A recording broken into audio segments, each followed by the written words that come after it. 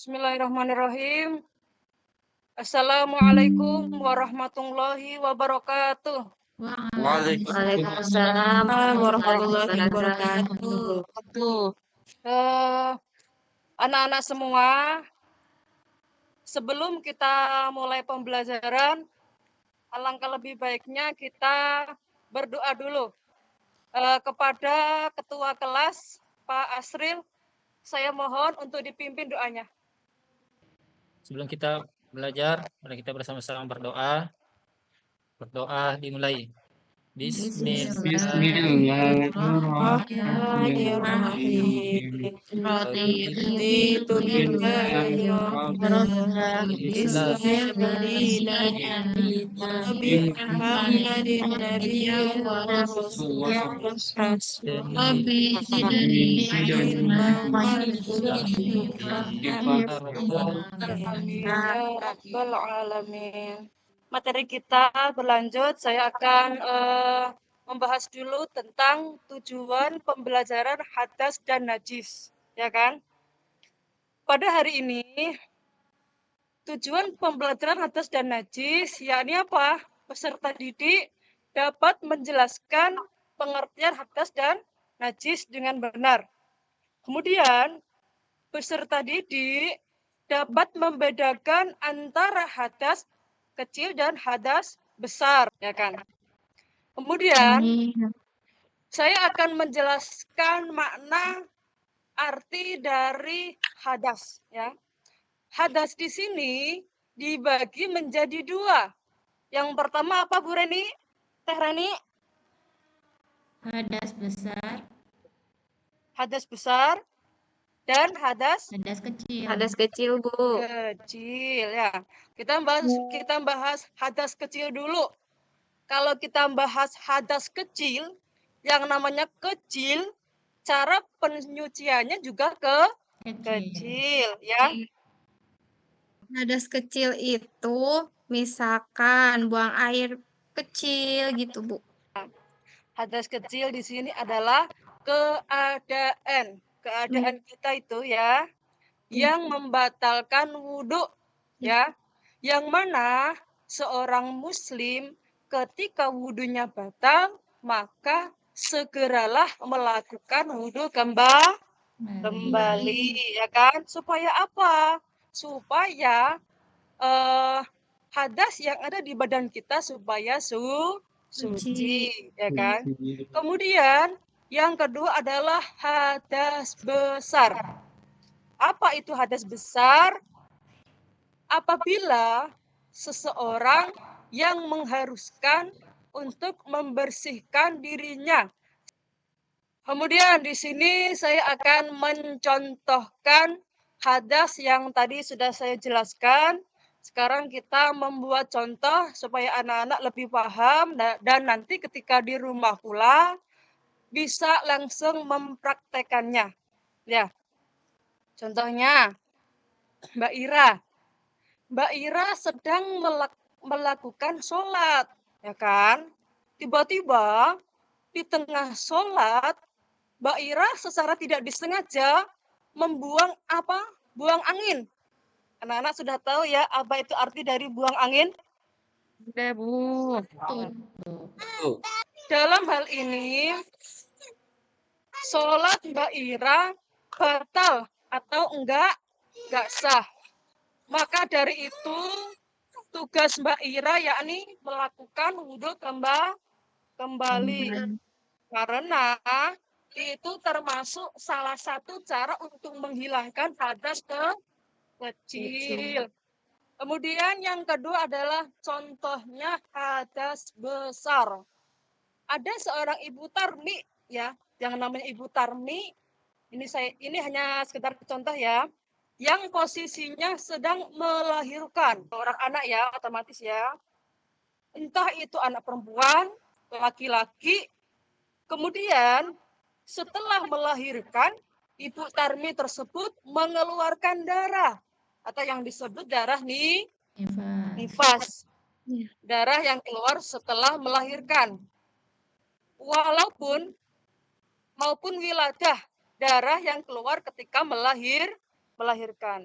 Maka dalam hal ini darah yang dikeluarkan Ibu Tarmi tersebut termasuk kategori hadas besar, yakni cara mencucikannya dengan cara mandi setelah berhentinya darah. Anak-anak tahu kan ya gimana rasanya ibu itu melahirkan kalian semua, ya. Betapa beratnya perjuangan seorang ibu ketika melahirkan. Kemudian di sini ada beberapa contohnya jenis-jenis najis. Yang pertama, ini ada gambar laki-laki yang namanya laki-laki tersebut di sini itu gambarnya itu ngompol ya. Yakni di sini itu termasuk najis mukhafafah.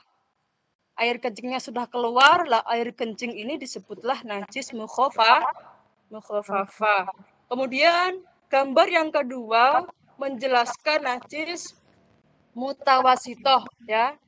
Anak tersebut mengeluarkan utah. Lah, utah di sinilah yang disebut dengan najis mutawasitoh. Nah, saya terangkan lagi, mughaladhah di sini adalah gambarnya anjing. Anak-anak pernah nggak melihat anjing? Pernah, Bu. Pernah, Bu. Sebelum saya jelaskan apa itu najis anjing, anak-anak tahu nggak? Ya, kalau anjing itu yang najis itu apa, Dek? Liurnya, Bu. Liurnya. Di sini ada beberapa contoh najis ya, anjing, babi, kemudian cecair, cek keluar dari rongga manusia ya, contohnya darah, kemudian unta ya. Di sini minuman yang beralkohol ini juga termasuk kategori najis. Najisnya najis mutawasito ya kan. Kemudian bangkai hewan dan seterusnya itu semuanya dikategorikan najis. Ada yang tahu enggak di dalam surah apakah najis mughaladhah dijelaskan? Coba Pak Yusuf. Belum tahu, Pak Bu. Yusuf. Kelihatan enggak? Belum kelihatan, Bu. Ya. Najis mughaladhah, anak-anak persiapkan ya bukunya ya, buku tulisnya, pensilnya disiapkan. Ayat yang menjelaskan najis mughaladhah terdapat dalam surat Al-An'am ayat 145.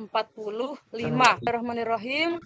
Qul la ajidun fi ma uhi ilayya muharraman ala ta'imi yata'amuhu illa ayyakuna minhu aw damam masfuha.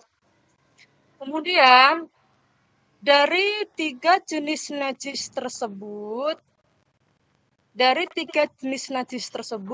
di tengah-tengahnya tadi kan ada yang namanya najis mutawasito, ya. Najis mutawasito di sini dibagi menjadi dua lagi anak-anak, ya. Yang pertama adalah ainiyah, ya. Anak, waktunya sudah mulai habis. Jangan lupa ya, apa namanya itu? Nanti di rumah ada PR untuk kalian untuk dikerjakan di rumah. Yang pertama adalah carikan contoh hadas kecil dan hadas besar di sekitar rumahmu, ya kan? Yang kedua, carikan contoh dari berbagai najis di sekitar rumahmu. Iya, Bu. Kemudian, terima kasih atas perhatiannya. Semoga anak-anak pulang dari kelas sampai rumah selamat, dan apa yang telah saya sampaikan tadi semoga bermanfaat. Jangan lupa dipelajari dan diterapkan di rumah, dan jangan lupa minta tolong ke orang tuanya untuk selalu membimbing dalam beribadah ya. Anak-anak, sekarang kita berdoa selesai belajar. Berdoa mulai.